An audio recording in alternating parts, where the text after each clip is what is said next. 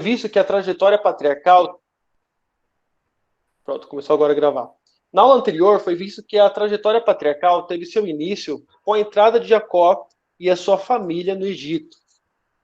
Ainda que isso não possa ser provado e por evidências arqueológicas concretas, o testemunho na tradição de Israel é tão eloquente que seria incoerente descartar essa possibilidade, como alguns historiadores o têm feito, concluindo que Abraão, Isaac e Jacó não passaram de figuras imaginárias, representativas de determinados clãs. Toda a história posterior de Israel vai contra essa ideia, pois entre as tribos havia consciência clara de sua história, a qual estava ligada aos patriarcas e à escravidão do Egito, de onde Deus os tirou. O que está acontecendo aqui?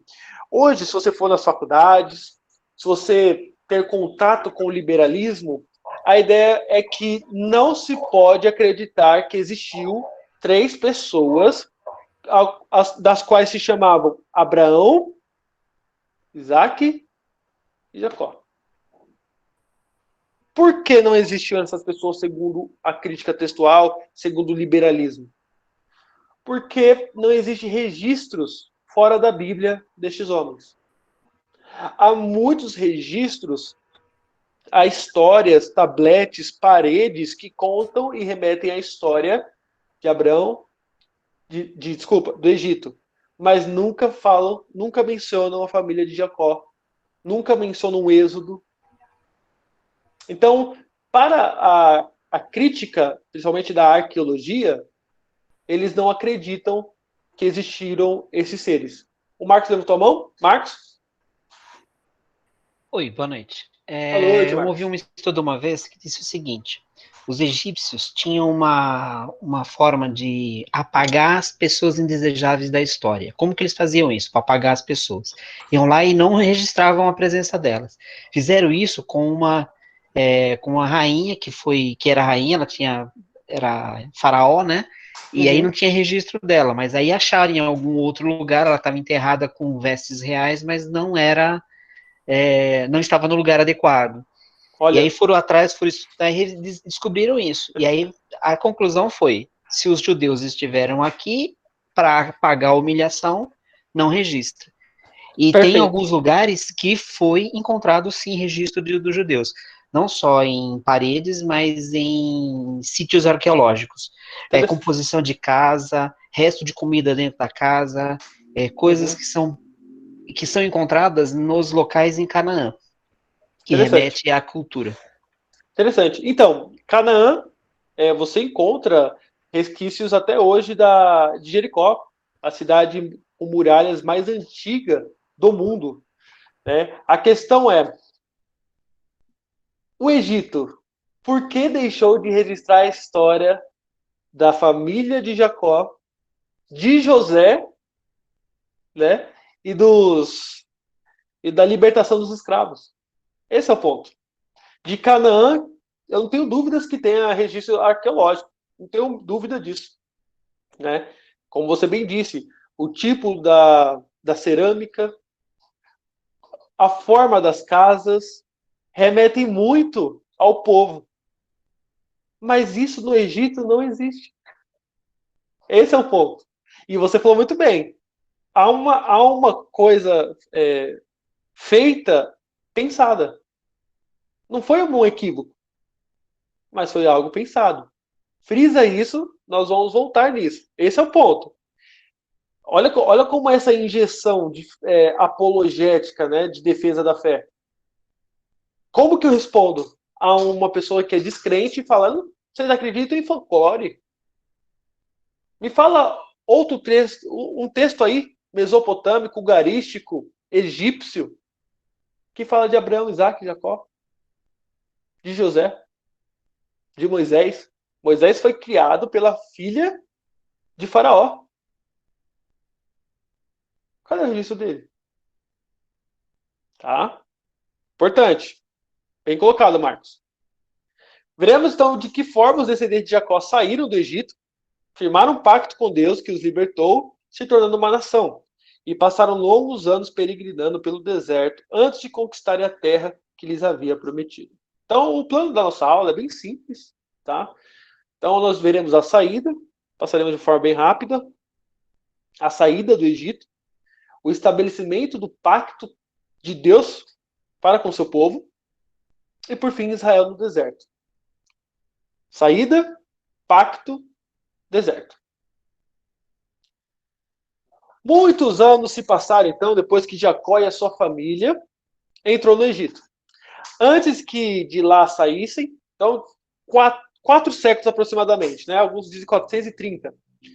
No início, e até mesmo por séculos, eles se desenvolveram e viveram bem com aqueles que os haviam acolhido.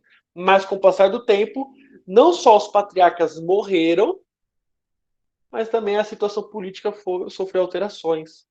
O primeiro capítulo do livro do Êxodo informa que assumiu o poder um novo rei que não conhecia José. Isto é, não sabia ou não reconhecia que este antepassado dos filhos de Israel havia feito bem, né, lá no Egito. Então, isso é bem interessante. Por que isso acontece? Porque ele não foi grato. Essa questão. Quando o texto fala que ele não conhecia José, ele estava querendo dizer o quê? Que ele não conhecia de informação ou que ele não reconhecia o valor de José? Marcos? Os reis do Egito, pelo tempo que eles tiveram, teve, se não me engano, 3 golpes militares, 3 derrubadas de poder. E aí, tanto que eles mudam a sede do governo de Ramsés para Mênfis, e assim eles mudam de lugares.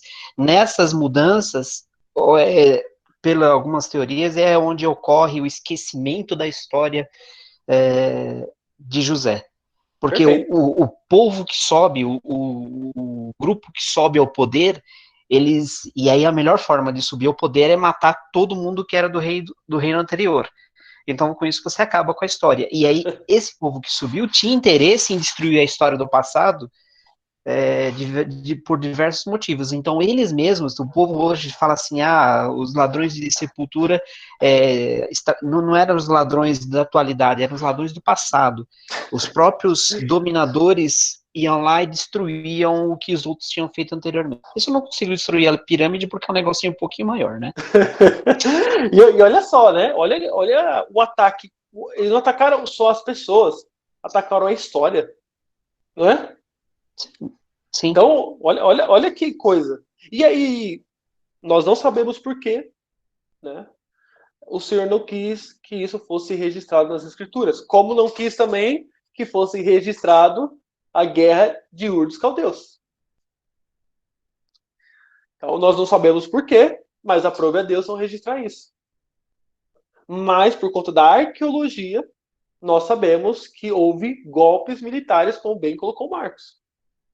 Então, uma nova dinastia pode muito bem ter assumido o poder, como é muito provável, tá? Sobre o Egito, uma dinastia realmente egípcia, a qual teria expulso os dominantes anteriores que possivelmente eram de origem estrangeira, os Ixos.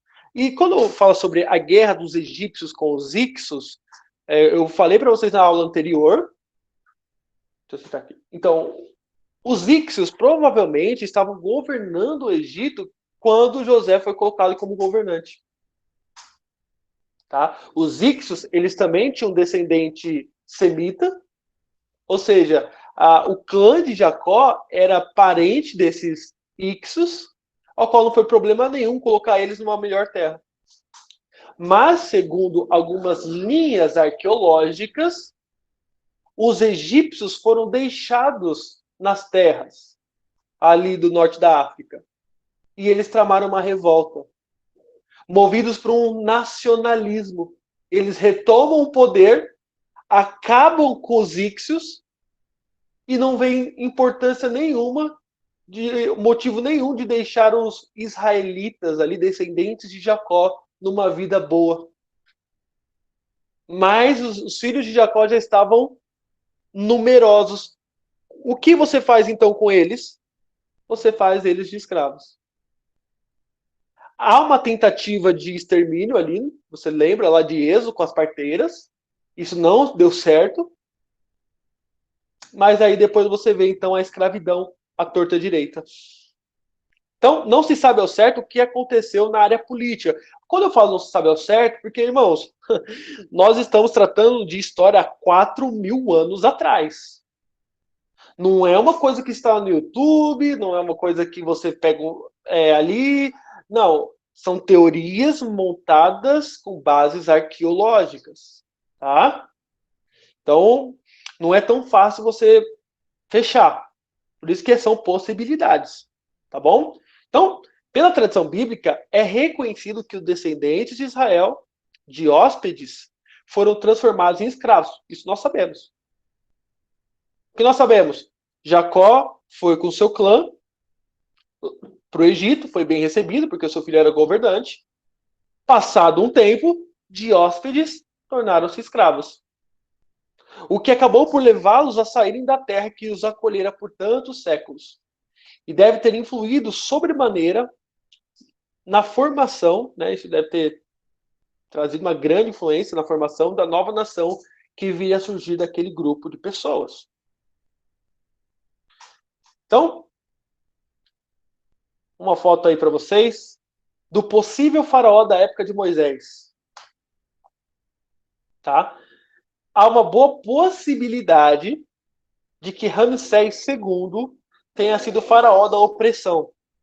Ele foi um grande construtor e lançou mão do trabalho forçado de inúmeros escravos, entre os quais pode ter estado os antepassados de Israel.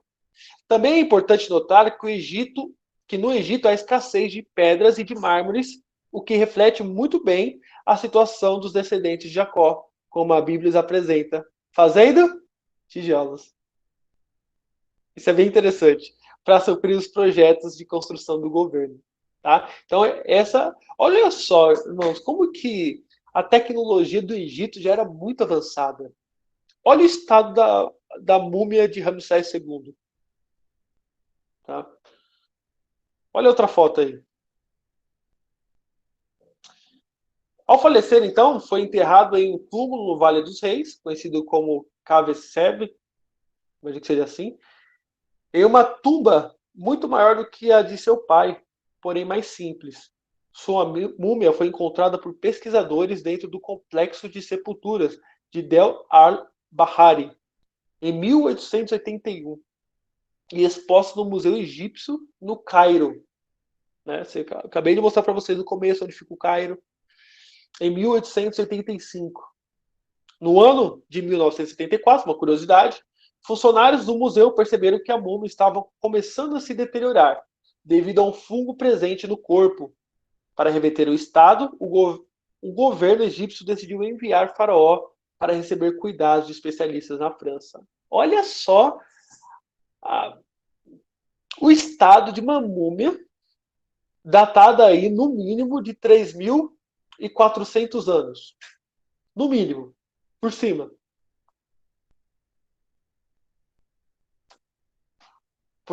Possivelmente era o rei lá de Moisés. Tá? Se vocês quiserem saber mais sobre o que foi achado de Ramsés II, quem ele era, o que os hieroglíficos vão falar, o que a história registrada pelos egípcios vai dizer, tá aí um livro de uma pesquisadora, tá? Bernarde Menu. Então, recomendo para vocês, tá certo? Uma pesquisadora da cultura e da história egípcia, tá? É uma arqueóloga francesa, um trabalho renomado. Para vocês que têm curiosidade, querem se aprofundar mais sobre, recomendo esse livro. Tá? Não sei se ele está esgotado, creio que sim, mas você acha na internet ainda. Então, o que nós sabemos, que fica muito claro, né, nós não desassociamos a história das escrituras, isso é muito claro, né? Nós não precisamos da arqueologia para dizer que a Bíblia é um livro histórico. A Bíblia nos basta. A arqueologia pode somar, pode contribuir, quando muito concordar conosco. Mas ainda que não tenha nada na arqueologia, nós ficamos com a Bíblia. Tá? Para nós nos basta. E o que a Bíblia relata? Relata que depois de muito sofrimento, retratado em poucas linhas do registro bíblico, surge um libertador. Ele era Moisés, homem culto descendente de Levi, criado pela filha do faraó. Não se apresentou como libertador por vontade própria, tinha certeza de que era um enviado de Deus para libertar o seu povo e cumpriu a sua missão com a ajuda de seu irmão Arão. História. Em poucas linhas, é exatamente isso. Tá? Então, isso aconteceu depois de uma impressionante demonstração de poder por parte de Deus a Faraó e seus súditos, em um período indeterminado. É interessante isso.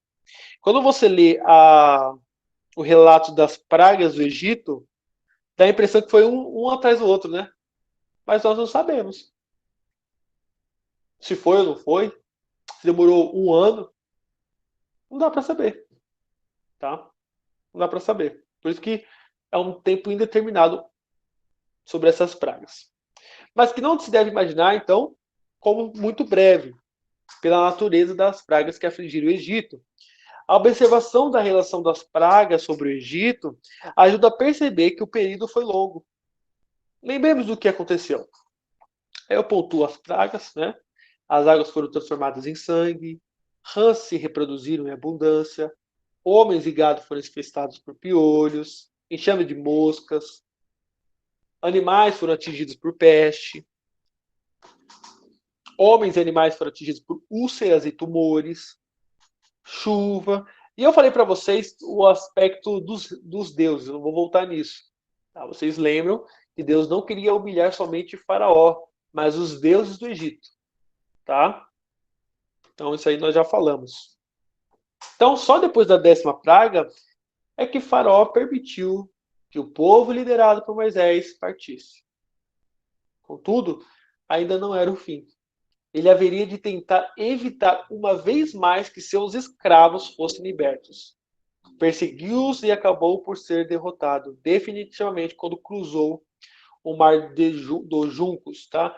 Mas, Daniel, não é o Mar Vermelho? Então, o Mar Vermelho é um nome muito posterior, depois do Império Grego. O egípcio conhecia o Mar Vermelho, que nós chamamos, como o Mar dos Juncos. Não se sabe por quê. Existem duas hipóteses para isso. Primeira, por conta de uma alga que existia ali perto no Mar Vermelho, que era muito comum, ou por conta dos juncos que se estendiam por toda a margem do Mar Vermelho. Tá? Então, para que você saiba, no hebraico, a nossa Bíblia, no original, está lá Mar de Junco, tá? O Mar dos Juncos, não Mar Vermelho. Mar Vermelho é uma tradução ou uma imposição do Império Grego, que ficou conhecido depois, então, como Mar Vermelho. Tá bom?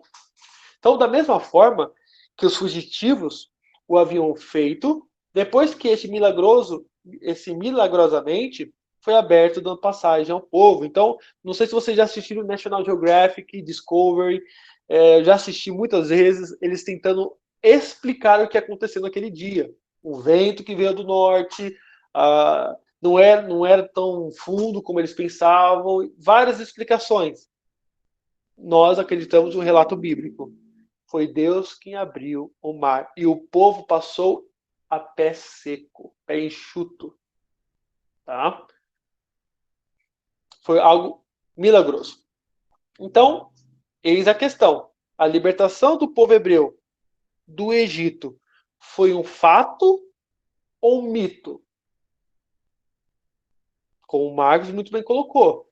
Foi um fato. Foi um fato. Não negociamos isso. Se você descola a história da Bíblia, esquece, você não tem mais a religião cristã. Tá? Aí entra a questão. Se foi um fato, por que não aparece na história dos egípcios? Foi a questão que o Marx pontuou muito bem. Né? John Bright, um dos maiores, se não o maior pesquisador da história de Israel, grande arqueólogo, ele vai dizer: esperar encontrar a narrativa desses acontecimentos nos registros históricos do Egito seria o equivalente a encontrar os relatos a respeito da crucificação de Cristo nas narrativas do imperador romano. Para ele, o acontecido não tinha importância. Mas seja como for, o testemunho bíblico é tão forte que não deixa a menor dúvida quanto a essa libertação. Às vezes, isso é importante dizer, coisas que são importantes para a fé cristã, ou até mesmo para a fé judaica, não é importante para outros povos. Porque os egípcios colocariam uma das suas maiores derrotas, Então, humilhação, para um povo que não tinha nem arma. nem arma, é verdade. O pior de tudo, né? Moisés teve toda a educação egípcia, né? Pois é. Estudou, assim, entre os melhores, né? Como é que quer dizer que a pior derrota foi causada por um menino que eles mesmos educaram e Sim. por um povo, né? Para que eu vou deixar isso registrado para vergonha da minha história? Não, eu vou apagar. Perfeito. E naquela época, os grandes imperadores, eles tinham controle da história que era registrada. Por exemplo, não fazendo partidarismo político aqui, longe de mim isso, mas vamos pegar um exemplo muito prático. Se o PT pudesse apagar da história os escândalos, você acha que ele não apagaria? Com certeza. Apagaria e reescreveria por cima. Não é? Olhar. Esse é o ponto. Então, por isso que quando você vai estudar a antiguidade, é muito difícil. Não é fácil, né? Porque existia muita manipulação. Muita manipulação dos fatos, floreamento dos fatos, como eu vou mostrar para vocês mais à frente. Então, naquela época era complicado. Mas, Daniel, então por que você acredita no fato bíblico? Porque é a palavra de Deus. Esse é o ponto. A palavra de Deus não se contradiz, harmônica em todas as partes. Mas nós sabemos, segundo a nossa confissão de fé, que eu creio na palavra não apenas por conta da sua harmonia, não por conta da minha razão, porque eu enxergo que a Bíblia se encaixa, mas porque o Espírito Santo mudou meu coração. Se eu não tenho o Espírito Santo transformado, a minha vida, se ele não tem transformado, meu coração incrédulo, eu jamais acreditaria. Eu falaria como muitos falam na faculdade. É tudo ficção. Não existiu. Não existiu. Então, passamos por essa parte, uma parte bem simples. Agora, essa parte, Deus estabelece um pacto com o povo. Quando o povo de Israel se tornou uma nação? Jogo agora para os universitários. Quando o povo de Israel se tornou uma nação, na perspectiva de vocês? Cada um tem uma perspectiva, viu? Eu vou apontar para vocês algumas aqui, as principais. Quando vocês olharem e falar, poxa, agora tornaram-se uma nação, não são mais um povo, um clã, escravo, agora de fato eles se tornaram uma nação. Um de cada vez. Quando eles saíram do Egito? Certo? No Quando momento ele que chega em Canaã? Tá, uma boa. Por conta da terra, né, Isabela? Onde eles têm Boa. propriedade. Boa. Legal. Tanto que os palestinos não estavam sendo considerados uma nação até ter a sua propriedade devolvida. Legal. Certo, Não uma boa tem um perspectiva. conceito desse. Boa perspectiva. Estabelecer-se um governo sobre o povo também é uma característica, tem um líder dentro do grupo. Porque Opa, tem nação que não tem terra, tipo a Palestina. A Palestina é uma nação, mas ela não tem território. Ela está no território de Israel, que não quer eles lá. Quando Então, o povo o conceito de nação é meio complicado falar. Porque tem Tá. nações que não têm território. Quando Legal. eles saem do Egito, eles têm o líder supremo que é Deus, e ele se estabelece como líder deles, como rei. Então, aí para mim já é uma nação. Já é uma nação. Olha que interessante. Olha que interessante coisas que estão trazendo. A terra pode se configurar como um dos aspectos de uma nação. Nem sempre, como a Paula falou. Nem sempre. Aí o Marcos já trouxe falando que o líder, quando tem um líder, uma organização em torno de um líder, se configura uma nação. E também uma língua. Uma língua, legal. O aspecto de liderança, como Deus sendo líder, eu acho muito fantástico. Legal. Legal. Vocês lembram onde isso acontece? Quando Deus fala com o povo? No Monte Sinai. Deus fala com o povo. Sinai. Eu nunca vi isso, não. Sinai, Sinai. É que eu fiquei Vamos com ver. medo de falar errado, sabe? Tipo, porque em Sinai, no Monte Sinai, o povo era proibido a tocar no monte. E em Sião, o povo era convidado a tocar em Sião. Então, aí eu fiquei, é em Sinai? Tipo, não vou pagar esse livro. Sinai, Sinai. Vamos lá. Paula, leia para nós aí Gênesis 32, do 27 ao 28, por favor. Gênesis 32, Isso, do do 20 27 ao 28. tá, 32. E o Marcos, leia para nós, Marcos, Êxodo 3, 7, depois, por favor. Gênesis 32, do 27. Perguntou-lhe, pois, como te chamas? Ele respondeu, Jacó. Então disse, já não te chamará Jacó, e sim Israel, pois como príncipe lutastes com Deus e com os homens e prevaleceste. Até Tá. aí? Até aí. Alguns vão dizer o seguinte: quando o povo se tornou uma nação? Quando Jacó teve seu nome transformado para Israel. Nação de Israel. Nação de Israel. Então, quando surge o nome, surge a nação. Qual é o problema dessa teoria?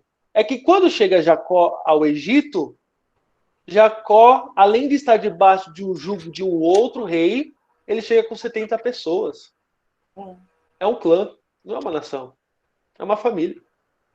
Certo? Você vai ver isso em Êxodo 1:5. 70 pessoas.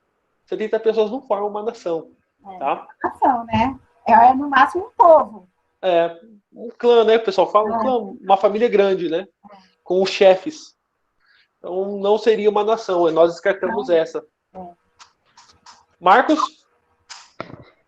Então o Senhor continuou: certamente vi a aflição do meu povo, que está no Egito, e ouvi o seu clamor por causa dos seus feitores. Conheço o sofrimento do meu povo. Perfeito. Então aí, Deus chamou do quê? De Meu clã, povo. de povo. É. Aí alguns vão dizer, aí, tá vendo? Já é uma nação. É uma nação. O problema é que eu acho muito diferente a conotação entre povo e nação. Uma coisa é povo, outra coisa é uma nação. Povo, ele é um desenvolvimento de uma nação, seria uma pré-nação, mas não uma nação constituída. Porque uma nação ela precisa de mais coisas. Não só de uma identificação como povo. Ou seja, porque assim, ó o raciocínio. Um clã é pequeno comparado a um povo. Beleza. Um povo, ele é um povo maior, é o desenvolvimento de um clã, mas não chega a ser uma nação. Por quê? Porque eles estão sobre o jugo de outro rei. Tá? Eles não têm as próprias leis, não têm o próprio governante eleito por eles. Então, nós descartamos essa também, tá? Agora, olha essa terceira aí. Deixa eu ver. Sueli, você poderia ler para nós, Sueli? Êxodo 19, 1 ao 6? Sim, um momentinho. Êxodo 19. Isso. No terceiro mês da saída dos filisteus de Israel da terra do Egito, no primeiro dia desse mês, vieram ao deserto do Sinai. Tendo partido de Refidim, vieram ao deserto do Sinai, no qual se acamparam. Ali, pois, se acampou Israel em no monte. Viu Moisés a Deus, e do monte o Senhor o chamou e lhe disse: assim falarás à casa de Jacó e anunciarás aos filhos de Israel: tendes visto o que fiz aos egípcios, como vos levei sobre asas de águia e vos cheguei a mim. Agora, pois, se diligentemente ouvirdes a minha voz e guardardes a minha aliança, sereis a minha propriedade peculiar dentre todos os povos, porque toda a terra é minha. Vós me sereis reino de sacerdotes e nação santa. São essas as palavras que falarás aos filhos de Israel. Veio Certo. Moisés, Matou. é até aqui? É isso mesmo, é isso Matou mesmo. a pau. Você onde aparece? É isso. É Deus. Quem faz de Israel uma nação é o próprio Deus. Não foi a multiplicação do povo. Foi quando Deus libertou, falou, ó, pronto, o Egito serviu como uma incubadora, vocês já são grandes, sai agora daí. Agora eu vou constituir vocês como reino de sacerdotes, uma nação santa. Vocês serão a minha propriedade particular, o meu povo. Certo? Depois, no capítulo 20, o que o governante faz? Dá o quê? Os 10 mandamentos. As leis As leis. que regerá, né? Não só os 10 mandamentos, como você vai ver depois, né? A lei acerca dos altares e dos servos. Ou seja, todas as leis, né? Esse é o ponto. Nasceu a nação, vamos agora pavimentar as leis. Esse é o ponto. Tá? Esse é o ponto. Então quando você... a nação, depois as leis. Para regulamentar. Isso. Quando te perguntarem como Israel se tornou uma nação, foi no Sinai. Quando Deus chamou e falou, vocês agora estão prontos. Tá? Agora eu pergunto para vocês, o versículo 6 do capítulo 19, vocês lembram onde que é usado na Bíblia? Para quem que é usado? Abra lá para nós, Paulo, em 1 de Pedro 2, 9 e 10. 1 de Pedro.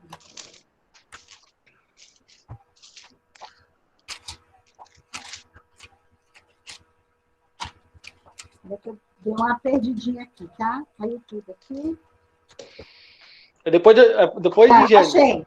Não, saiu da Bíblia. Primeiro, a fim de proclamar, é isso, Daniel? Isso. 1 de Pedro 2, do 9 ao 10. 2, do 9 ao 10. É para nós. 2, do 9 ao 10. Bom, vós, porém, sois raça eleita, sacerdócio real, nação santa, povo de propriedade exclusiva de Deus, a fim de proclamar as virtudes daquele que vos chamou das trevas para a sua maravilhosa luz. Vós, assim que antes não ereis povo, mas agora sois... eu acho que eu não estou enxergando. Mas agora sois povo de Deus, que não tinha... Ai, gente, eu estou sem óculos, Daniel, desculpa. Não, tranquilo, que já está no finalzinho, que não tinhas alcançado misericórdia, mas agora alcançastes misericórdia. Isso. A questão é, ele está falando aqui para quem? Eis a questão. Povo? E aí? Os gentios, para todo mundo? Para a igreja. Para a igreja. Olha como é horrível riscar a sua Bíblia, gente. Não faça isso na Bíblia de vocês. Rapaz. Depois você precisa ler. Tem que riscar certinho.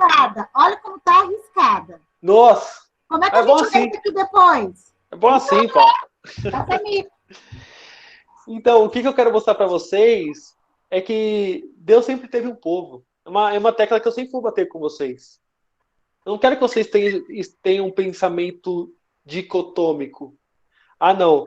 Deus tem o povo de Israel hoje, lá na Palestina, e tem a igreja no mundo ocidental, prioritariamente, né? Majoritariamente. Não, gente. Deus sempre só teve um povo. Quer ver? Quando Israel se estabelece como nação, a partir daqui, Pedro olha para trás e fala, vocês que são dispersos da Bitínia, da Capadócia, vocês mesmos, gentios, que não ereis povo, vocês, hoje vocês fazem parte desse povo. Vocês fazem parte da igreja. Porque Deus só teve na história toda um povo. Esse é o ponto, tá? Então, quando Israel se estabelece como nação, quando Deus chama para fazer um pacto com eles. Isso aqui é chave para entender, tá bom? Mas eu acho que não é todo mundo que pensa assim, dentro dos cristãos mesmo. Boa pergunta. Boa colocação, Marluz. Não é? Perfeito. Porque o reverendo Nicodemos estava falando na última pregação dele, ele estava falando exatamente o que você falou, né? Uhum. Você concorda com ele concorda com você. Mas ele disse que acho que os armenianos, não, os dispensacionalistas, sei lá, eles pensam diferente. Que é como se Deus tivesse dois povos, né? Ele tinha o povo... E aí vai ter um tratamento diferenciado para os judeus Uhum. Perfeito. na volta de Cristo. Sim. E sabe que isso eu ouvia quando eu era pequena. Olha, normalmente é porque assim, o dispensacionalismo ele acertou muito bem. Ele acertou muito bem. O dispensacionalismo, irmãos, é a ideia que Deus age de acordo com dispensações. Deus ele tinha um plano para Adão. Adão falhou e Deus falou: ixi, agora o que eu vou fazer? Ah, tem Noé. Noé vai salvar a humanidade. Vamos, Noé, vamos, Noé. Ih, não deu certo. Manda o dilúvio. Não vai dar certo, não, Noé. Você ainda ficou bêbado ainda? Esquece. Ah, vamos outro. E Deus foi fazendo planos. Foi tentando planos. Profetas, reis, não dava certo. Até que ele falou: ixi, esquece o povo de Israel. Vou fazer a igreja. Por quê? A igreja vai ser tida. Vou fazer um ciúme pro meu povo. E com esse ciúme, eu vou atrair eles para mim de novo. E eles então vão governar o mundo no milênio, quando eles se converterem ao meu filho Jesus Cristo. Eu vou dar 1000 anos aí. Jesus vai se assentar no trono de Davi. Então ele reinará e regerá as nações. Em Jerusalém, terrena. Né? Então, o dispensacionalismo ele tem essa perspectiva, né, Marluce, de olhar, e eles não têm problema nenhum de colocar falha em Deus. Tá? Eu não conheço a história aí dos dispensacionalistas, até para falar difícil. Uhum. Mas... Colocaram uma foto do Hernandes e uma foto do Nicodemos. E aí coloca a maneira de pensar dos dois. Eu ia pesquisar sobre isso, porque eu falei assim, gente, os dois são excelentes pregadores da palavra de Deus, mas eles pensam bem diferente, né? Em que sentido? Você viu? Você lembra? Não sabia. Ele é assim... Algumas coisas eu sei que sim. Mas alguns pontos, né? Mas não assim numa coisa muito importante. Pelo menos não sei. Eles têm uma visão diferente, mas assim, não distorcida. Não, O que eu sei que eles têm diferente? Você lembra?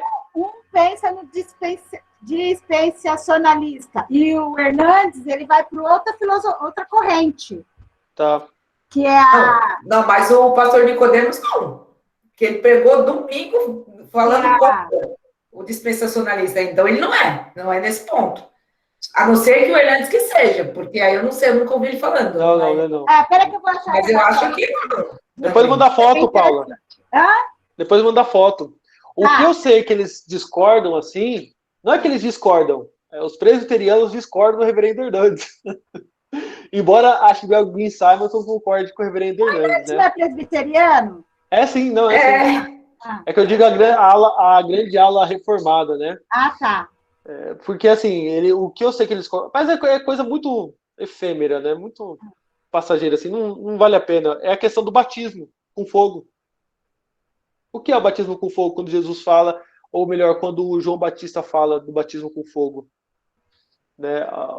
Ali, na minha perspectiva, na perspectiva do Augustus e de boa parte dos teólogos reformados, ali é condenação. Ali é condenação. Mas tem uma ala que vai olhar e falar que é uma segunda bênção.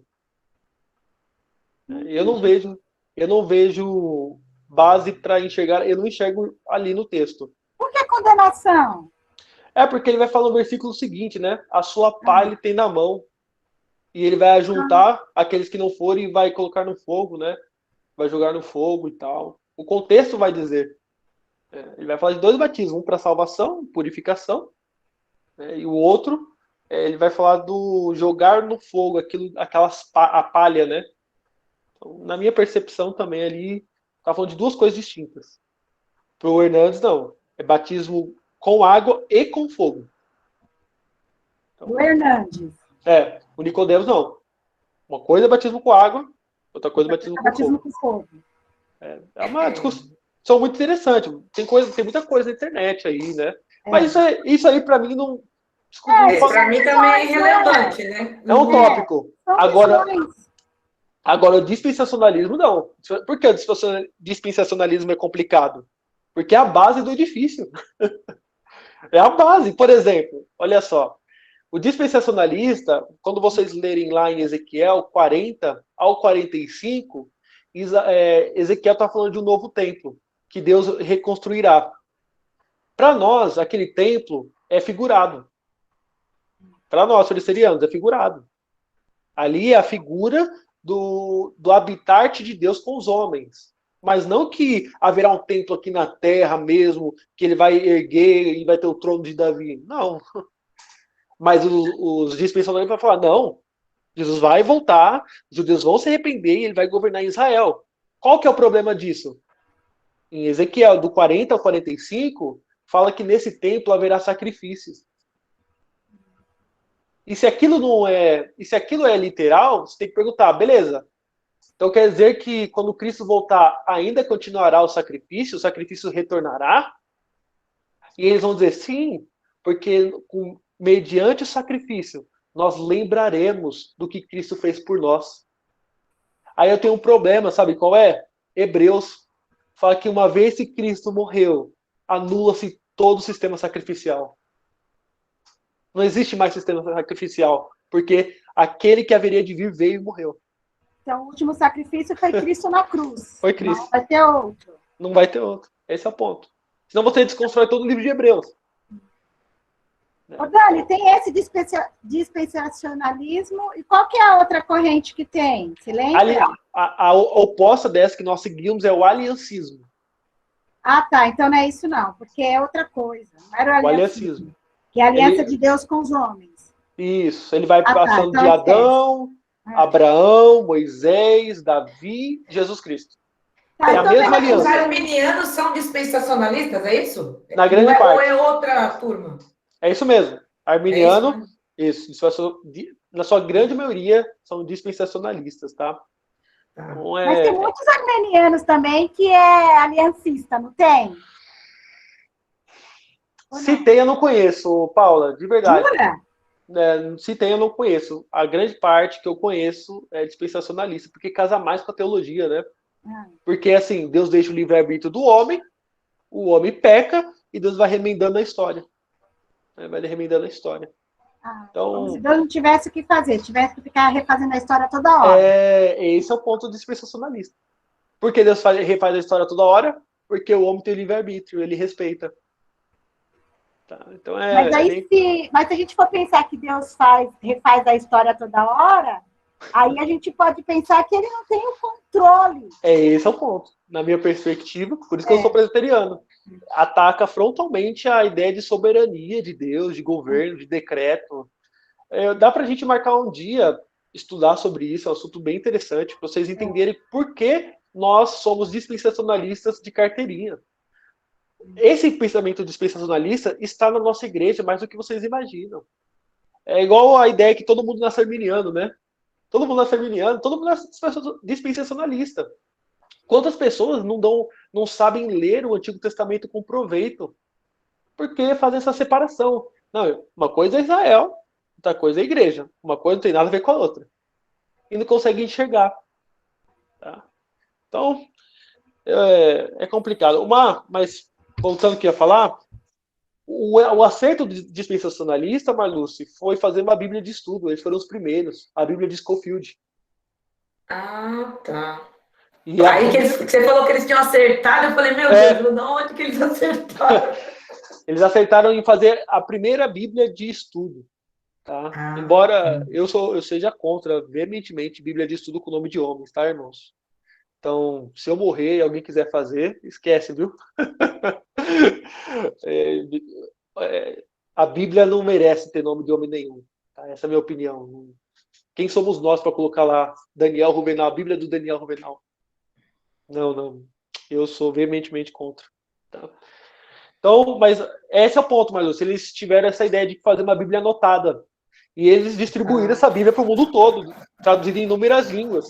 Então, as pessoas olhavam os ensinos dessa Bíblia anotada e iam embora. Tá? A ideia é que a igreja será arrebatada antes da tribulação vem daí.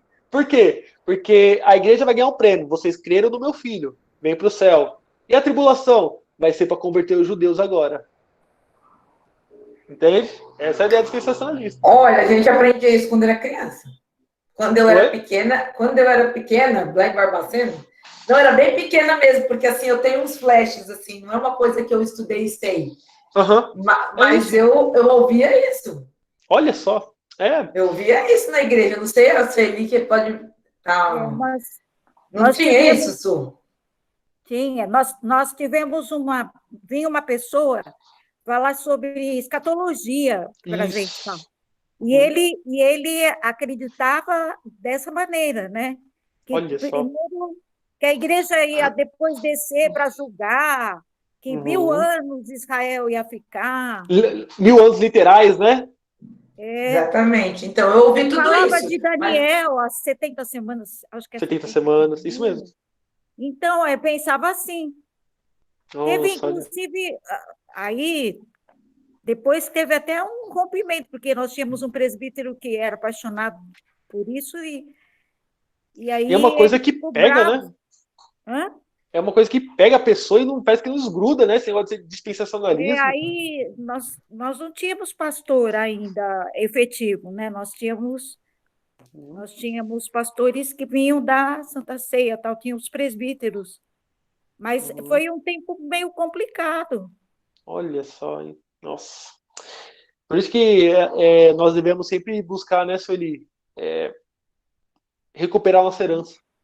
Né? E aí nós tivemos, graças a Deus, tivemos seminarista que era reformado, pastor também reformado. Então, aí foi acertando direitinho tudo. Que legal, que legal. Graças a Deus. Tem um livro chamado Cristo dos Pactos. Cristo dos Pactos. Se vocês quiserem entender mais um pouco da visão presbiteriana disso, aprofundar, né? Cristo dos Pactos. Entender, né? Porque eles vão dizer, mas Daniel, existem muitas alianças. E aí? Por que Deus fez uma aliança com Abraão e depois com Moisés? Né? E a ideia do dispensacionalismo é que Deus vai mudando a forma de salvação. Deus salvou Abraão por meio da fé, Moisés e seu povo por meio da lei, e assim por diante. Então, é perigoso, viu, irmãos? É perigoso. Deus só teve sempre um método de salvação. Cristo Jesus. Sempre. Um método. Mas Abraão conhecia Cristo? Não. Mas ele esperava por ele. Gênesis 15, 6. Ele creu na promessa. Isso foi lhe imputado por justiça. É que tudo se harmoniza, né? Nós estamos estudando Gênesis com o reverendo, podemos, e ele vai mostrando essa harmonização toda, né? De Gênesis com Apocalipse, por exemplo. Então, fica muito como a Bíblia claro toda, né? Que Deus é Deus de promessa, Deus é de pacto, né? E não há nenhuma controvérsia quando a gente vê com detalhes cada coisa, né? Sim, sim. Você lê a Bíblia e vê a realização da vontade soberana do Senhor, né? Não existe a possibilidade do Senhor ficar em dúvida.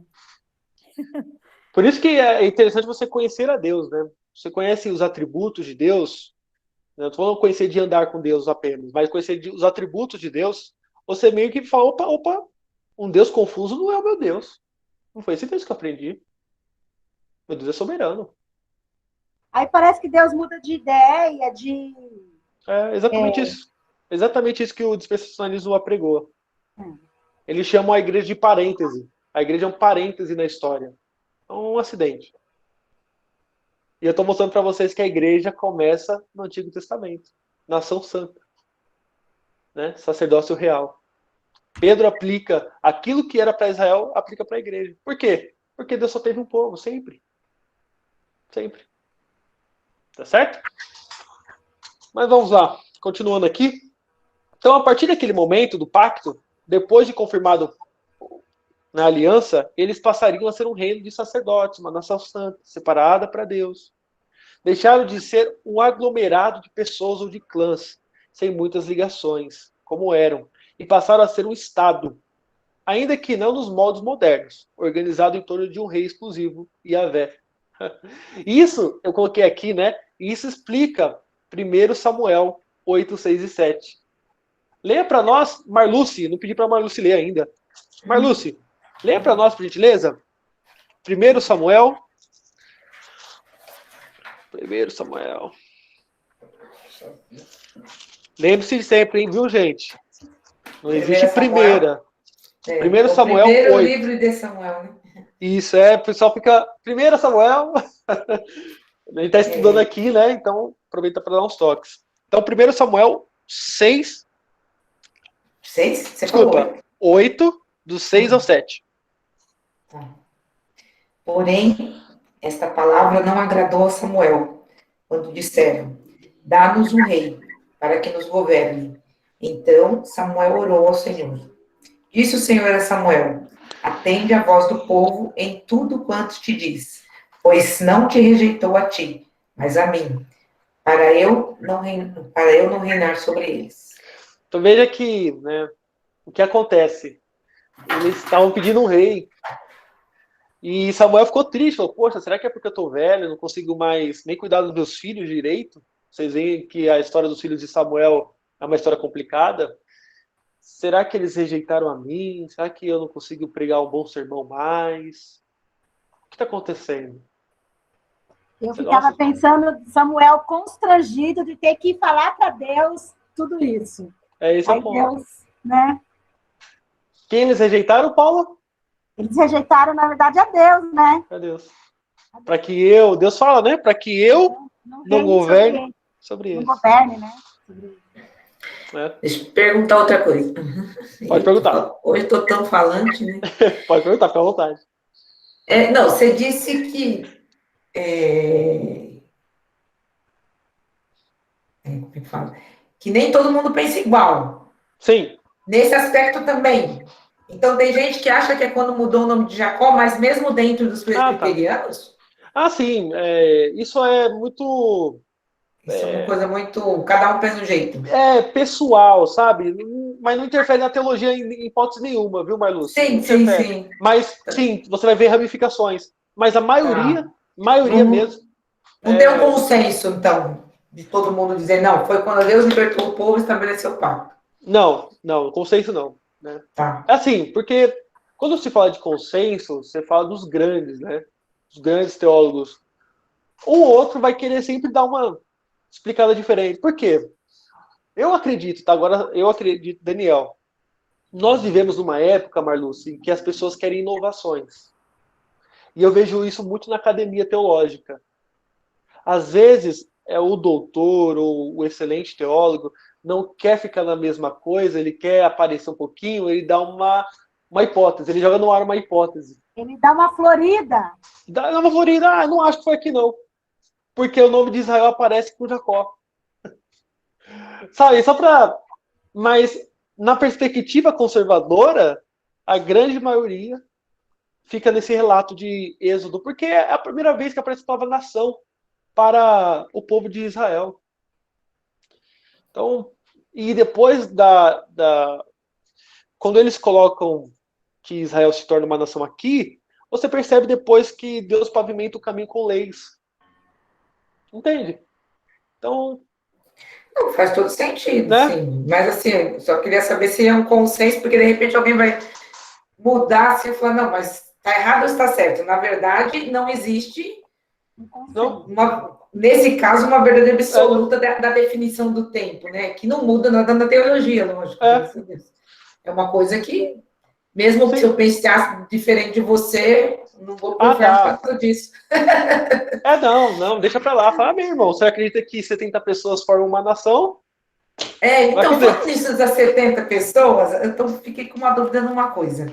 Porque o clã lá de Abraão não era só 70 pessoas, foi crescendo, tinha um monte de gente. Então. Muito mais do que 70. É que 70 desceu para o Egito, é isso? Boa pergunta. Isso dá até uma curiosidade. Por exemplo, eu vi um mapa aqui, não vou citar a pessoa, depois vou dar um toque, né? A pessoa não colocou a trajetória de Abrão e até Obá, Obá, vocês lembram que Abraão foi fazer em Obá? Lá perto de Damasco? Isso é fácil, hein? O que Abraão foi fazer perto de Damasco? Foi resgatar Ló, lá em Obá. Cerca de 300 quilômetros, né? Da onde ele estava. E ele levou com ele 318 pessoas. 318. Onde foi parar todo mundo? Não, então, sabe por que eu também fiquei meio assim? Porque quando o reverendo Nicodemo estava falando dos capítulos atrás, ele fala assim, a gente pensa que estava só Abraão lá, sozinho, Então. com a Sara e acabou. Mas, na verdade, foi crescendo o povo, e ele vai mostrando lá Sim. Inclusive, ele cita esse caso, que ele foi com 300, mas quer dizer, não era só 300 que tinha muito mais. Né? Tinha os Mas 300. cadê o resto do povo? Esse é Não, o é que ponto. assim, quando ele foi resgatar Ló, ele não levou só os seus 300, ele levou aqueles outros dois reis que eram lá de Canaã, tanto que na volta eles falam pro rei de Sodoma, que ele fala assim, a minha parte do despojo eu não quero, mas a deles você entrega. Perfeito. Não, Que sim, eram mas tinha moradores os de lá, e 300 constitui deles. 300. Não, é que a gente está falando de 70. 300 Eu vou piorar. Foi os que entraram no Egito? Eu vou piorar. Eu vou piorar. Assim que pode ser. Vamos, olha só vou apontar para vocês mais uma coisa. Tinha bastante gente morando com Abraão? Tinha. Mas quando você entra em Gênesis 15, versículo 2, quando ele fala para o Senhor, o que me haverás de dar? Se o filho da minha casa Vamos ler o texto, que fica melhor, né? Que eu fiz uma exegese nesse texto, eu vou pregar no seminário, e eu achei interessante isso. Olha o versículo 2 aí, Marlúcio, leia para nós, capítulo 15 de Gênesis. Estou tumultuando, né? Não, legal. Legal essa participação, bacana. Respondeu Abraão, né? A quem Isso. ele era Abraão. Isso. Senhor Deus, eu acho que eu que não estou enxergando.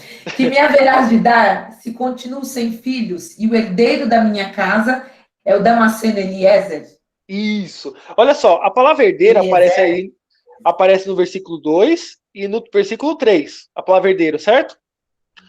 O problema é que no versículo 2 não é a palavra herdeiro que está no hebraico. Isso é muito interessante. Quando eu peguei assim, problema, eu falei, mas por quê? No hebraico é literalmente filho de Meseque. No hebraico é literalmente assim, Senhor Deus, que me haverás de dar se continuo sem filhos e o filho de Meseque da minha casa é Damasceno Eliezer. Eu não sei se o Augustus ele tratou isso.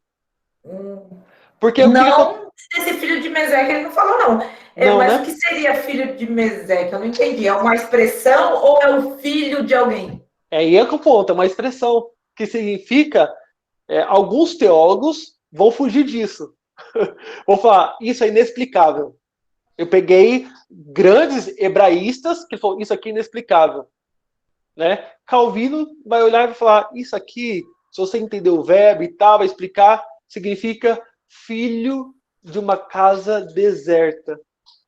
Meseque, é que assim, Meseque é um deserto. Tá? Tem um deserto chamado Meseque. Uhum. Mas ele acaba com o Caf. Como se fosse o K na nossa língua. Vou usar a nossa língua aqui. Meseque, no hebraico, termina com K. Mas aqui tá com Q. Aí deu um nó. Meseque com Q? Calvino vai falar que aqui é Meseque deserto mesmo. Era uma expressão. A ideia é que, Senhor, o que o Senhor vai me dar? O que eu tenho é uma casa deserta. E quem vai dessa casa deserta é o Damasceno Eliezer. Ah, tá. Não, então, ele não entrou nesse detalhe assim, mas ele fala, né, que o Damasceno Eliezer era um servo dele. E se ele não tinha herdeiro nenhum, essa tradição lá ia ficar perfeito. O servo mais próximo dele. Esse Eliezer, ou Eliezer, não sei como é que lê, mas ele era o servo mais próximo, tanto que depois ele aparece aqui mais para frente. Né? Perfeito. Mas ele não entrou nesse detalhe do herdeiro, da palavra herdeiro. Então, porque é um problema, né? Porque, assim, tem pessoas que não querem mexer com isso. Porque como que Abraão ele fala para Deus que a casa dele é deserta, sendo que tem inúmeros empregados, a ponto de haver discussões entre os pastores de Abraão e os pastores de Ló. Então, era Sinceramente, eu não Né? eu também não entraria nessa questão, porque assim, tá tudo muito claro que tinha um monte de gente. Então, mas o texto está falando, né? O que Então, acontece? mas ele não pode estar dizendo no sentido de realmente ele não ter um herdeiro, por isso que traduziu como herdeiro. Sim, a ideia é de herdeiro A mesmo. casa é deserta, a casa dele, porque ele não tem descendente dele. Né? O filho de Meseque. Filho de sangue, né? Esse é o ponto. O que a narrativa está falando aqui é a seguinte: a gente tem que olhar para o todo. Abraão, o que foi prometido para Abraão? De ti eu farei uma grande nação. E todas as famílias da terra serão abençoadas por meio da tua semente. Abraão ele não está querendo simplesmente ser pai de uma população gigante. Não, ele quer fazer a missão de Deus. Por isso que não é o que Abraão ele pede aqui não é visto como incredulidade. Porque toda vez que há resquícios de incredulidade, Deus responde com castigo e de forma severa. Mas aqui Deus não. O que Deus faz? Abraão, sai para fora. Conta as estrelas. Ah, Senhor, eu não posso, então. Assim será. Deus confirma para ele, né, a todo momento assim, porque Abraão era humano, né? A gente Sim. imagina que era. Ele cria. Então não era nem um anjo. Claro que a pessoa, muitas vezes a gente questiona Deus, né? Sim. E nem por isso a gente não crê nele. A questão que eu quero ressaltar para vocês é a seguinte. Agora entra a interpretação, o papel do intérprete, né? Quando ele fala de casa vazia, filho de Meseque, ou seja, o descendente de uma casa deserta será o Damasceno Eliezer, ele está falando que não é questão de casa vazia de pessoas, mas do descendente que o Senhor me prometeu. Esse é o ponto. A questão é, aí volta para Jacó, que é a sua questão das 70 pessoas. Será que o narrador, Moisés, está preocupado em mostrar a progressividade da semente de Abraão e por isso não fala dos escravos, dos servos? Por isso que fala 70 pessoas. Quem são essas 70 pessoas? Os descendentes de Abraão. Não quero falar dos outros. A minha narrativa se concentra na descendência de Abraão, que foi prometida por Deus. Agora, uma coisa que eu não posso lutar com o texto. Se eles levaram 400 servos e escravos, eu não quero saber, o texto não me diz. Mas uma coisa o texto diz, que dos descendentes de Jacó foram 70 pessoas. Esse é o ponto. A narrativa se preocupa em mostrar os descendentes de Abraão. Se existiam mais pessoas com eles, não importa. Não importa. Então, quando fala 70, poderia ser, né? Tem os filhos, netos, bisnetos, tataranetos. Dentro desses 70, né? Dentro desses 70. Pensando a galerinha que trabalhava para ele. E tirando os que trabalhavam, família, sangue de Abraão, 70 pessoas. Isso eu não posso lutar com o texto. Tá. Eu não posso lutar com o texto. O texto está me dizendo isso. Ah, mas e os que trabalhavam? Poxa, Moisés não quis falar. Paciência. Ah, sim. Não. Né? Ou nós não sabemos, né? Porque se ele se desfez dos escravos, não sei, não dá para saber. Se eles ficaram lá, né? Porque lembra que eles vieram.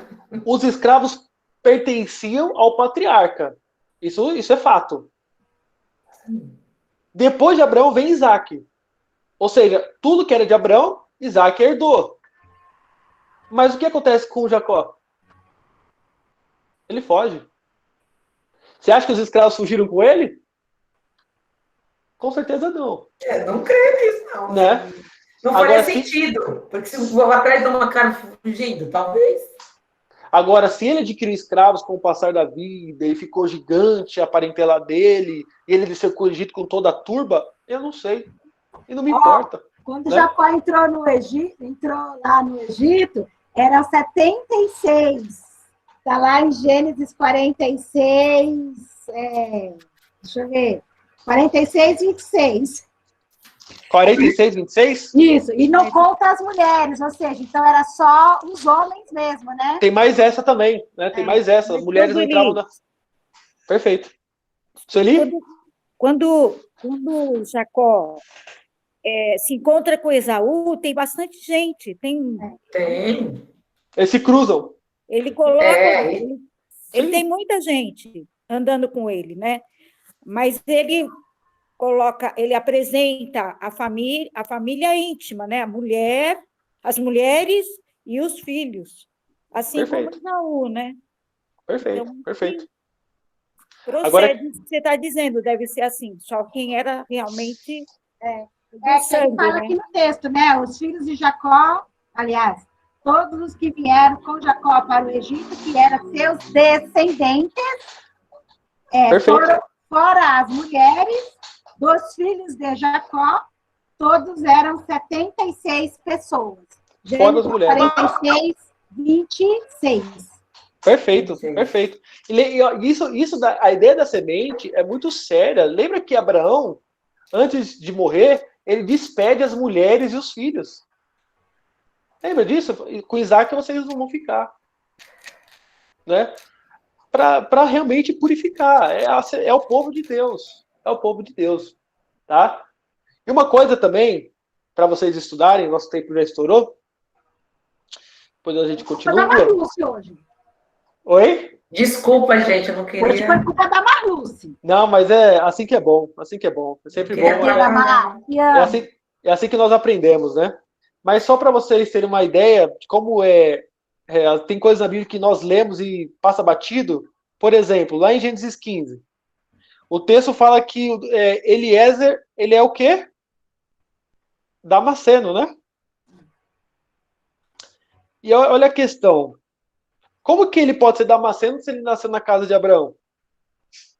Conforme o versículo Mas 3. ele explicou lá, ele falou que quando ele for lá no Ló, não sei aonde, que eu não vou saber as cidades todas, ele pode ter trazido ele porque ele passou por Damasco em algum momento. Tem lá, no trajeto dele. Então, ele poderia ter e ele poderia ser filho Ele nasceu na casa dos dele. servos, né? Então, mas podia ser... Pai dele poderia ser Damasceno. Isso. A descendência, porque sempre fala a descendência, né? Perfeito, isso mesmo. Não há contradição. Essas coisinhas assim, para nós, são simples. Mas você pega um liberal, eles querem qualquer coisinha para falar, olha a contradição, você fala que a Bíblia se contradiz, tá aí, ó. O cara é Damasceno ou ele nasceu na casa de Abraão? Não, os dois. Por quê? O que fazia ele ser de Damasco é a procedência dos pais. Simples assim. É que nós não temos essa ideia. Nós hoje não temos essa ideia. A gente tem ideia de localidade. Por exemplo, se os seus pais são baianos e você nasce em São Paulo, você é baiano ou paulista? Sou paulistana. Entendeu? Na perspectiva de Abraão, não. Não, eu seria nordestina, né? Qual que é o problema de interpretar a Bíblia? É eu interpretar a Bíblia com as lentes da modernidade. Eu tenho que fazer essa distinção. Como eles enxergavam essas questões na época, tá? É isso aí. Então, na próxima aula nós continuamos, queridos. Foi muito bom. Sintam-se sempre à vontade. A ideia é essa, viu? Sempre crescer juntos e buscar informação juntos. E a história de Israel é interessante. Como que eu vou concluir a próxima aula com vocês? Pesquisem. Uma dica para vocês. Vocês, eu sei que estão cansados de fazer mapas, né? Não fiz nenhum, sou sincera, não tive tempo. Eu fiz uns slides com os mapas de vocês. E eu notei que no segundo mapa... Misericórdia. Melhorou muito. No segundo mapa... mas não fiz ainda o meu segundo, professor. Tem que esperar mais um pouquinho. Então, eu vi que vocês estão meio cansadinhos. Eu entendo, né? Vocês trabalham fora, tem casa. Beleza, tranquilo. Tá? Tranquilo. Qual que seria a dica agora? Uma coisa. Como que Cristo se revela? Como que o Evangelho é propagado no livro de Números? Nunca fiz isso. Muito boa pergunta, porque a gente não consegue nem ler até o fim. Olha, chega uma hora que você fala, não tá acreditando.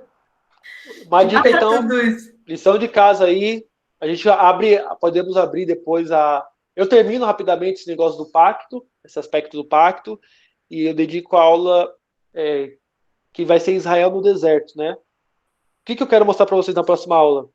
Como que é possível nós estarmos na igreja e recusarmos a oferta do evangelho?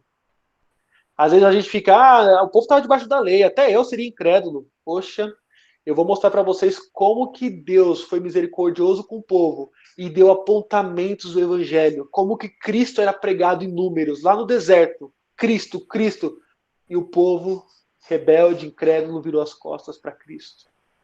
Olha, Daniel, vou ter que ler números, porque geralmente eu faço igual a Malu, começo a ler, vou lendo, daqui a pouco os números vão se multiplicando, que fulano nasceu ciclano, que nasceu Beltrano, não sei o que lá, aí eu já dou um salto de Diana dos Santos e já vou lá para o próximo livro.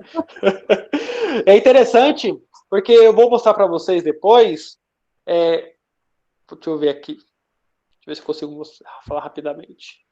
Aqui, por exemplo, Êxodo. Êxodo, ele é uma história que relata um período de 11 meses. Levítico, sabe quanto tempo demorou para Moisés ensinar as leis de Levítico? 1 mês. 1 mês. Números. Aí Números narra desde a segunda Páscoa e toda a peregrinação, 38 anos. Você quer entender Israel no deserto? Números.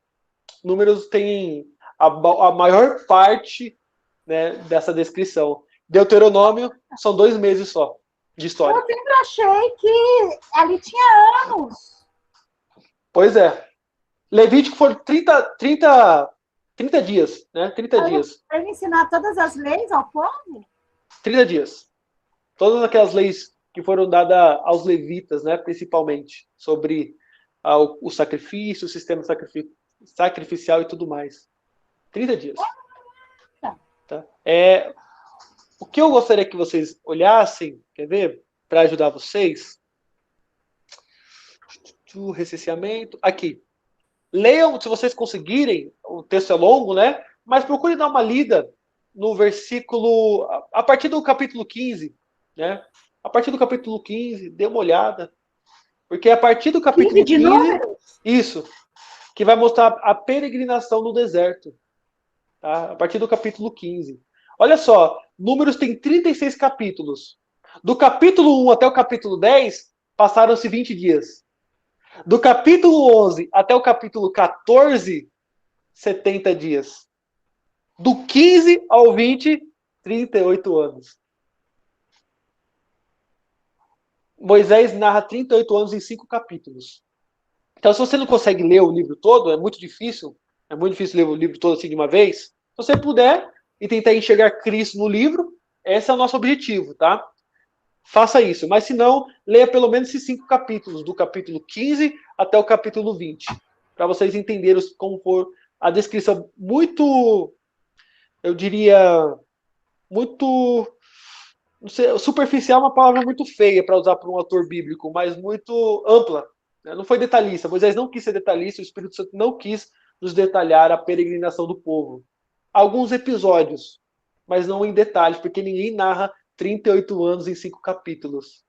Por exemplo, Marluce, Sueli, Paula, Marcos, que tem 38 anos, vocês não poderiam narrar seus 38 anos em 5 capítulos. Né? Eu narro numa palavra só. Olha só, uma palavra só. Eu não poderia realmente narrar 38 anos, porque eu nem cheguei nessa idade ainda. Me perdoa, viu, Paula? Então, desculpa. Eu acho que nenhum de nós aqui poderíamos falar, tá? Porque todos nós ainda somos muito jovens. Boa. Então, porque o cristão não envelhece, né? A gente é renovado toda manhã. Eu olho no espelho e falo, renova-me, Senhor Jesus. A esperança é a última que morre, né? A esperança é a última que morre, né? Tá certo. É isso aí, então, queridos. Foi uma bênção. Nós terminamos, então. Eu vou focar, então, na próxima aula para a gente fechar esse assunto da formação da nação de Israel. Falar um pouquinho mais, de forma detalhada, sobre essa peregrinação e como que o evangelho foi pregado aos israelitas no deserto. E mesmo assim eles foram incrédulos. Isso é muito interessante. Tá certo? Para tirar um pouquinho desse dispensacionalismo que há em nós. Tá? Vamos ver o evangelho segundo Números. Tá certo? Mais um, Daniel. Tem o dispensacionalista, aliancista. Tem mais um, não tem? Tem o dispensacionalista progressivo, Então, que é um pouco dos dois. Não foi isso que eu vi na foto, não. Eu vou procurar a foto. Depois me manda. Gente, é muito nome para muita coisa. É complicado. É bom. Não é aquele que você. Opa, não é aquele que você tinha até perguntado na outra aula, que eu respondi, agora me fugiu totalmente o nome. Mas aquele que ele acha que na história é fictício, não foi literal o que aconteceu. Tá. Eu esqueci o nome, fala o nome. Esse é o liberal, não é? Liberal, isso. Liberal. Liberal. Eu acho que... Não acredita no sobrenatural, na verdade, né? Ele não acredita em nada sobrenatural. Isso aí, isso é liberalismo. Alguma coisa tem que aprender, né? É isso aí, Marlos. Tá voando aí na hermenêutica, hein? Nossa, só Jesus sabe. Isso é liberalismo, que acabou com a Europa, né? Hoje é complicado, né? É complicado. Mas é basicamente isso. Tá certo? Alguma questão, alguma coisa que ficou? Vocês gostariam de colocar? Não, a gente tirou toda a nossa dúvida durante a aula, a gente atrapalhou sua aula hoje. Não, é isso aí. Vamos crescendo junto. Isso aí. Ó, não foi só eu que falei, até o Marcos falou que nunca fala nada, hein? O Marcão. É o Marcos hoje, hein? É que ele ama história.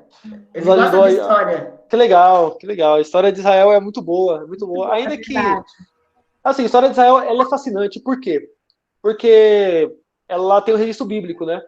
E o registro bíblico é infalível. Isso é legal na história de Israel. Então, qual vai ser o problema, às vezes, de você estudar a história da igreja cristã? Eu amo a história da igreja cristã também. Mas há um problema de documentos. Porque, às vezes, os documentos podem ter um floreamento a mais. Porque não é inspirado por Deus, né? É complicado. Por exemplo... Aí fica ruim, né? Porque aí florir muito a história e... por exemplo, agora mesmo, a Dilma, foi um impeachment legítimo ou foi um golpe? Tem as duas versões. Tem as duas versões. Então, quando tem um ser humano, você tem os seus preconceitos, a sua ideologia, o seu ídolo no coração. Tem várias coisas. Então, tem que tomar muito cuidado quando você estuda história. O bom da história de Israel é que nós temos um documento infalível. Isso, para o historiador, é fantástico. Fantástico. Fantástico. Aliás, tem historiadores que sabem a Bíblia de cor e salteado, de tanto que tem que estudar para entender a história. Sim. Ao menos tentar, né? Entender a história. Sim, sim. Acho maravilhoso isso. Sim, sim. E acaba que Deus transforma muitos assim também, né? Deus pode transformar muitos. Eu conheço ateus que foram ler a Bíblia e se converteram. Então, Deus, ele usa, né? Ele usa. Então é isso aí. Foi um privilégio estar com vocês mais um dia. História de Israel, história da igreja no Antigo Testamento. Né? E tem sido um privilégio. Nós temos crescido, reafirmando coisas. E assim, não é que vocês nunca ouviram falar de Israel. Vocês, a maioria que cresceu na igreja, sabe que é Israel, sabe que foi o Êxodo, sabe que são os patriarcas. Eu sei que vocês sabem tudo isso. Qual é o meu objetivo, então? Preencher lacunas, aprofundar o conhecimento. Essa é a ideia. É você terminar, é muito claro, eu quero que vocês tenham a mente muito clara. O que é, onde que é Mênfis? Terra de Gósen. Como que foi? Onde fica ali a Canaã? Mesopotâmia? Acho que chega um momento da nossa vida que a gente tem que aprofundar essas coisas. Quando que Israel se tornou uma nação? De forma clara. Lá no Sinai. Entende?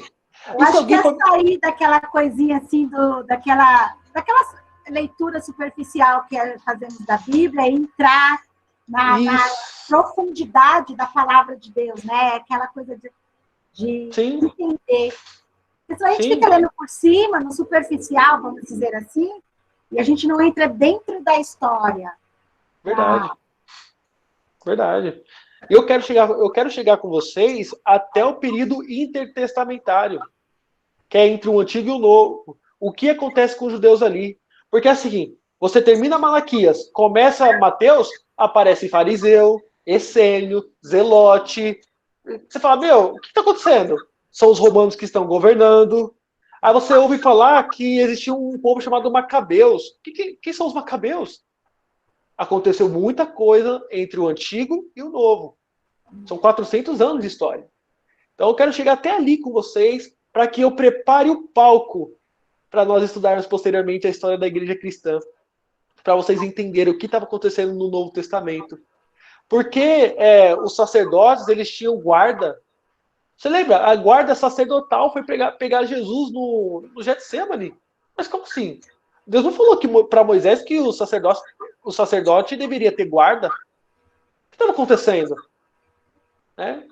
Essas e outras coisas nós vamos chegar lá, se assim Deus permitir. E eu quero mostrar como que Deus, a partir de Abraão, a partir de Abraão não, muito antes de Adão, ele constrói toda a história, todo o palco para que o filho dele venha ao mundo. Isso é fantástico. Como que cada povo, em particular, contribuiu para a chegada do Messias. Muito importante. E para o progresso da igreja. É isso aí, meus queridos.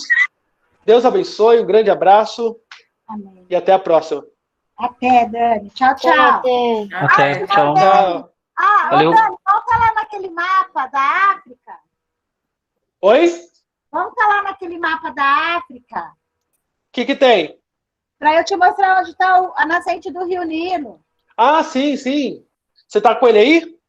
Na verdade eu mandei no seu zap. Ah, legal. Deixa Tá? eu ver aqui. Aí aparece ali, Lago Vitória. Deixa eu receber. Ah, recebi. Eu te mandei 3 tipos de mapa, de relevo, planalto. Fica ao sul da Etiópia. Legal. Isso, fica ao sul da Etiópia, ali perto de Uganda. Olha só, hein? Rapaz. Junto com os Vingadores. É automático lembrar, fazer associação, né? É automático. Ah, legal. Então, ali que é a nascente, então. A nascente do Nilo. Rapaz, que legal.